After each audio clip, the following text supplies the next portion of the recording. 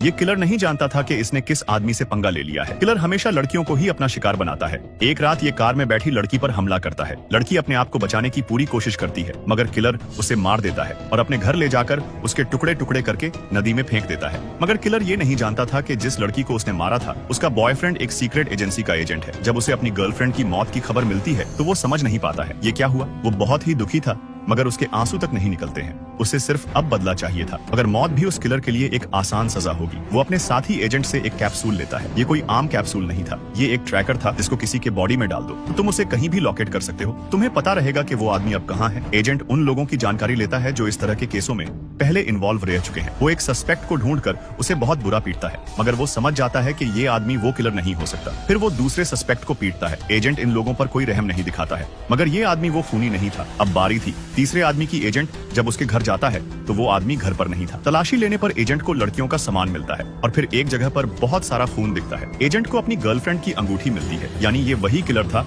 जिसने एजेंट की गर्लफ्रेंड को बेरहमी से मारा था। दूसरी तरफ किलर अपने दूसरे शिकार पर निकल चुका था। वो एक स्कूल की बच्ची को मारने वाला था। तभी उसको पीछे से किसी की आवाज आती है और जब वो जाकर देखता है तो वहाँ पर एजेंट खड़ा था। किलर उसे पुलिस वाला समझता है, मगर वो ये देख के हैरान था कि पुलिस ने उसे इतनी जल्दी कैसे ढूंढ लिया। किलर उसे अकेला समझकर उस पर हमला कर देता है, मगर एजेंट उसे बहुत ही बुरी तरह पीटता। वो अपना पूरा गुस्सा निकाल रहा था। फिर किलर के मुंह पर पन्नी डालकर उसकी सांस घोंटकर मारने वाला था, मगर मौत एक आसान सजा थी। वो उसका सर पत्थर पर भी पटकता है, मगर जान से नहीं मारता, बल्कि उसके मुंह में वो ट्रैकर वाला कैप्सूल डाल देता है। किलर को होश आता है तो वो देखता है कि उसके पास एक पैसों से भरा लिफाफा था। किलर सोचता है ये आदमी पूरा साइको है, ये मारता भी है और पट्टी के लिए पैसा भी देता है। किलर सड़क पर जाकर लोगों से लिफ्ट मांगता है और जो एक कार उसे लिफ्ट देती है उसमें भी कुछ क्रिमिनल बैठे थे जो एक आदमी की लाश को ठिकाने लगाने ले जा रहे थे। वो लोग किलर पर हमला करके मारने वाले थे, मगर किलर उन सबको मार देता है और जब डिग्गी को खोलकर देखता है तो उसमें लाश थी। किलर को नहीं पता था कि एजेंट अभी भी उसका पीछा एक गाड़ी से कर रहा था। वो उस ट्रैकर की मदद से जो उसने किलर के अंदर डाला था। किलर हॉस्पिटल जाता है पट्टी कराने तो उसकी गंदी नजर वहाँ की नर्स पर पड़ जाती है और वो उस नर्स को धमकाने लगता है। नर्स उससे कहती है कि वो उसे जाने दे,